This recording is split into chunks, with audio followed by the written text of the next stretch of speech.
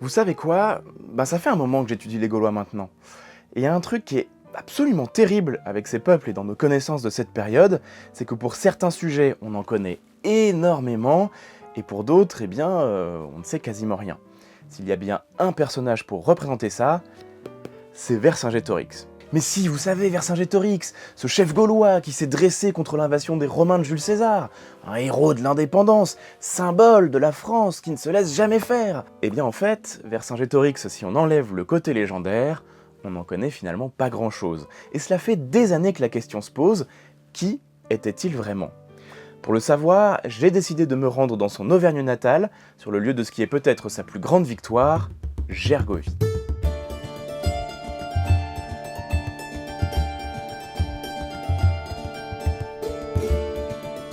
Nous sommes ici sur le plateau de Gergovie. Il y a 2 millénaires se tenait là une des grandes villes des Arvernes, le peuple gaulois d'Auvergne. Gergovie était lourdement fortifiée et sa position exceptionnelle permettait une vue et un contrôle sur toute la région.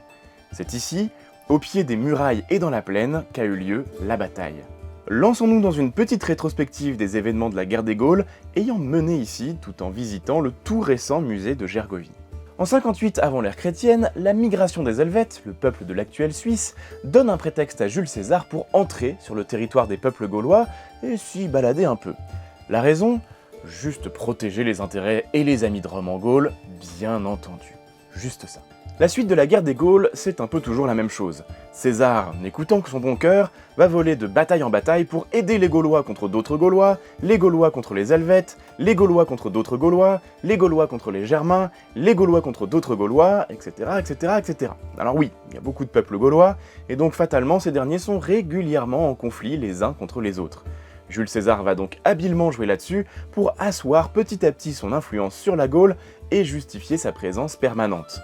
Il en profitera également pour mener plusieurs expéditions en Grande-Bretagne, avec l'aide des Gaulois aussi, parce que, finalement, pourquoi pas. Mais au bout d'un moment, indépendamment de leur querelle, beaucoup de peuples gaulois commencent à trouver que le bon Jules abuse un peu et se mêle un peu trop de leurs affaires. Ils se mettent donc à former des alliances dans le but de chasser les Romains hors de Gaule. La plus célèbre de ce qui est décrit par les Romains comme une révolte, c'est bien entendu celle de Vercingétorix. Ce jeune chef gaulois venu d'Auvergne, ambitieux, réussit à unir une partie des peuples de la Gaule et va réussir également à s'opposer à la machine de guerre romaine mieux que n'importe qui avant lui durant cette guerre. Et ce n'est pas tant dû à la chance qu'à ce qui semble être une excellente connaissance du fonctionnement de ses troupes, mais également de l'armée romaine. En alternant les petits engagements, les tactiques de guérilla et d'embuscade, l'affaiblissement des alliés de Rome et les batailles, il parvient à mettre en difficulté Jules César. C'est dans ce contexte que Vercingétorix réussit à faire en sorte que le Romain divise son armée en deux en 52 avant l'ère chrétienne. Une partie des Romains part tenter de consolider ses alliances avec d'autres peuples gaulois, pendant que l'autre se prépare à affronter Vercingétorix près d'une immense ville fortifiée, Gergovie. Comme le reste de la guerre des Gaules, le récit de la bataille de Gergovie se trouve dans les écrits de Jules César. Ces sources textuelles, du point de vue romain, recoupées avec les travaux des archéologues et des historiens, nous permettent d'avoir une bonne idée de ce que l'histoire retiendra comme étant la plus grande victoire du jeune chef gaulois. Et c'est probablement la bataille qui permet de mieux saisir les talents de stratège de Vercingétorix et Jules César, tant on assiste à un jeu de menteur-menteur entre les deux. On a d'un côté un Vercingétorix qui cache une partie de ses troupes, réussit à faire en sorte qu'elles semblent être partout à la fois, à diviser les Romains et les attaquer là où ils s'y attendent le moins. De l'autre, Jules César n'est pas en reste, puisqu'il va déguiser ses muletiers pour faire croire à des pressions de cavalerie et pousser les Gaulois à se poster loin de ses objectifs réels. Il tâche également de nouer des alliances pour renforcer ses troupes, met en place des fortifications provisoires qui cachent les mouvements des légionnaires, etc., etc. Mais finalement, César sera obligé de se replier pour se reformer en ayant subi de lourdes pertes, l'armée romaine épuisée ayant été battue à son propre jeu. La ville de Gergovie n'aura finalement jamais été réellement menacée. Malgré cette belle réussite, l'aventure de Vercingétorix se terminera quelques mois plus tard au célèbre siège d'Alésia. C'est dans cette autre ville fortifiée de l'actuelle Bourgogne que le chef gaulois va se retrouver enfermé par Jules César et son armée et contraint à se rendre en échange de la vie de ses hommes. Il sera exhibé en trophée à la gloire de Jules César quelques années après et mourra dans des circonstances incertaines après une période de captivité dont les conditions sont également incertaines. Enfin je dis ça, mais c'est pas non plus absolument certain. Ce qui est sûr en revanche, c'est qu'il disparaît. Je vous avais bien dit que sur les Gaulois et Vercingétorix, on avait quand même quelques zones d'ombre. Alors je sais, c'est triste, mais comme il faut bien faire des vues, n'hésitez pas à me dire si vous êtes plutôt team gaulois ou team romain dans les commentaires. Je suis curieux de savoir qui finalement a gagné la guerre des Gaules. Et puis abonnez-vous, hein, profitez-en. Généralement, on retient de la guerre des Gaules surtout le conflit opposant Vercingétorix à Jules César, l'envahisseur romain contre la coalition des peuples libres de la Gaule. L'histoire est belle, mais un peu simplifiée. En réalité, l'aventure de Vercingétorix ne représente qu'un an et demi, soit à peine 1/10 de la guerre des Gaules. En plus de cela, si certains peuples gaulois étaient opposés à César, d'autres étaient ses alliés, et d'autres encore n'en avaient absolument rien à cirer. Contrairement à ce qu'on croit trop souvent, la Gaule était déjà probablement très liée aux Romains, avant même le début de la guerre des Gaules. Les Romains importaient énormément de produits de Gaule, des matières premières ou des objets provenant de talentueux artisans gaulois. Les Gaulois importaient également des produits romains, et la partie un peu aisée de la population avait déjà probablement en partie adopté certains éléments de l'art de vivre à la romaine. Les jeunes aristocrates gaulois auraient pu être élevés à Rome, et une partie des Gaulois se battait déjà aux côtés des Romains. Et ça nous ramène directement à Vercingétorix. Les historiens sont de plus en plus persuadés qu'avant de devenir le chef gaulois emblématique que nous connaissons, il avait probablement un très haut rang dans l'armée romaine. Ce qui ouvre cette éternelle question du début. Finalement, que sait-on réellement de Vercingétorix ? Eh bien pas beaucoup plus que ce que je viens de vous dire. Et en plus de cela, beaucoup d'éléments sont sujets à débat. Il semble qu'il ait bel et bien combattu dans les armées romaines, probablement à un poste assez élevé pour être proche de César.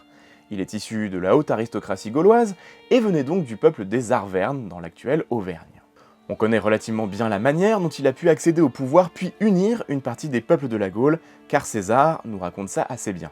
On sent d'ailleurs au long des écrits du conquérant une sorte d'attachement à Vercingétorix, si ce n'est un respect profond, même si l'on sent parfois des sentiments contraires qu'on aurait tendance à ne pas croire anodins. Certaines descriptions nous sont parvenues d'autres auteurs antiques, mais parfois plusieurs siècles après les événements, ce qui pousse évidemment à la plus grande prudence. Des représentations ? Là encore, c'est compliqué. L'art gaulois était très stylisé, on a assez peu de représentations réalistes de Gaulois. Et Vercingétorix, malgré son statut, ne fait pas exception. Seules 2 pièces de monnaie à l'effigie du jeune chef nous sont parvenues. Ces 2 pièces de monnaie sont intéressantes car elles sont bien différentes, et on pourrait croire qu'elles représentent 2 personnages différents également.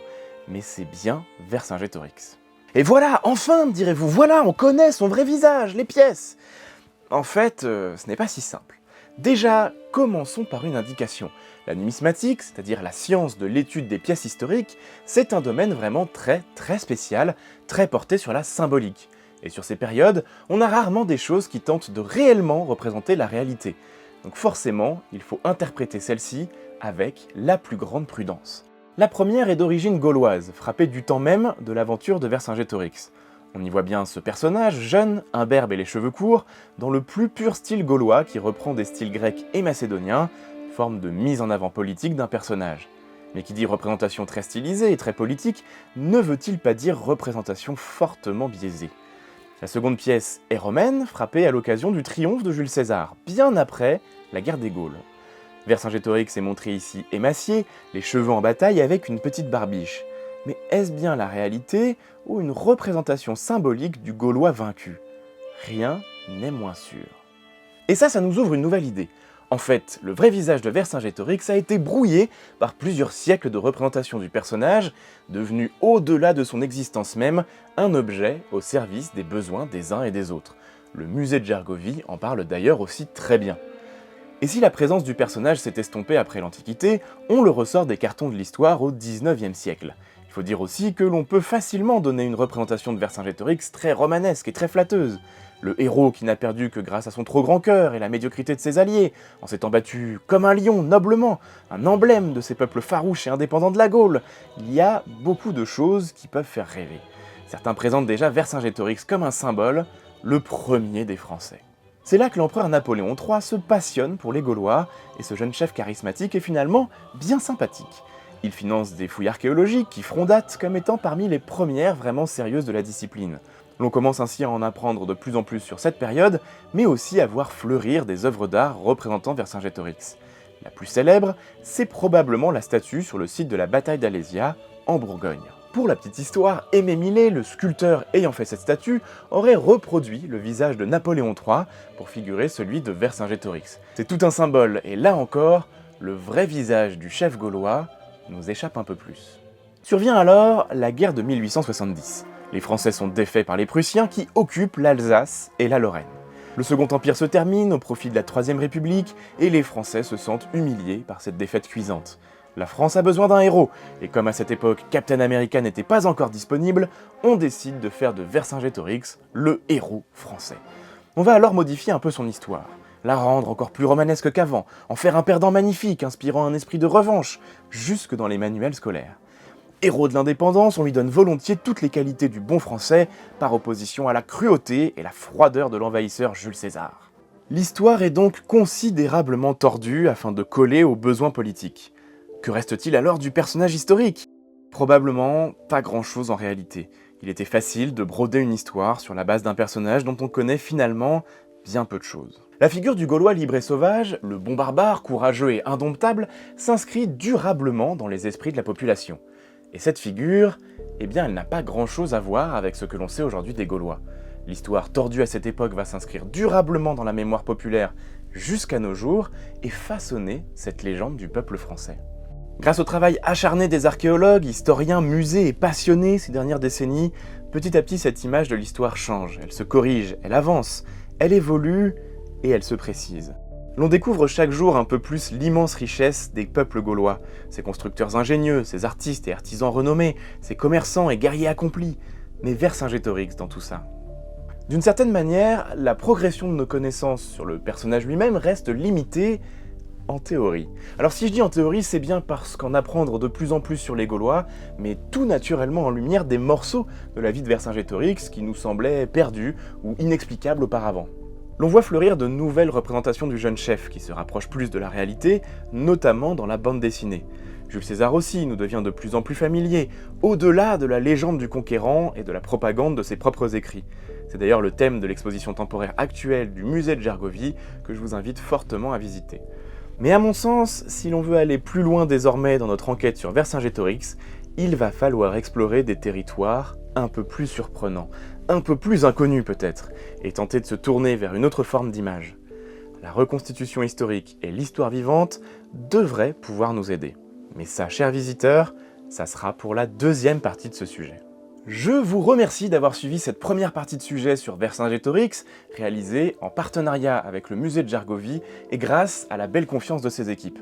Je vous encourage très chaudement à passer en Auvergne, c'est une région magnifique, et allez visiter le site et ce beau musée qui, au-delà de la bataille, a beaucoup d'autres jolies histoires à vous raconter. Chers visiteurs, en attendant la seconde partie, n'hésitez pas à vous abonner, liker la vidéo et bien sûr la partager. Mettez-moi un commentaire si vous avez des questions ou des remarques, mais surtout n'oubliez pas que l'histoire est vivante.